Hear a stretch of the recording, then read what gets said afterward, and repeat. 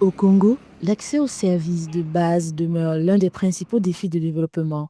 En 2023, seulement 51,3% de la population avait accès à l'électricité, malgré une croissance lente mais régulière de l'accès depuis plusieurs années. Dans les zones urbaines, notamment à Brazzaville et Pointe-Noire, le taux d'électrification est nettement plus élevé qu'en milieu rural. Mais dans les petites localités et villages, moins d'un habitant sur 10 est raccordé au réseau, faute d'infrastructures et d'investissements suffisants. Congolaise des eaux, LCDE, condamne avec fermeté ces actes d'incivisme contre les services publics qui mettent à mal le quotidien des populations en les privant d'électricité et par ricochet de l'eau potable. Les chiffres sont tout aussi contrastés lorsqu'il s'agit de l'eau potable.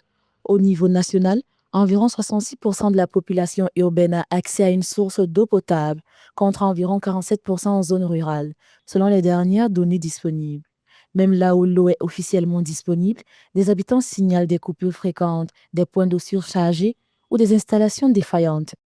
La Congolaise des eaux reste solidaire à la Société énergie électrique du Congo et à ses équipes techniques qui sont à pied d'œuvre, nuit et jour, pour rétablir les services dans les meilleurs délais.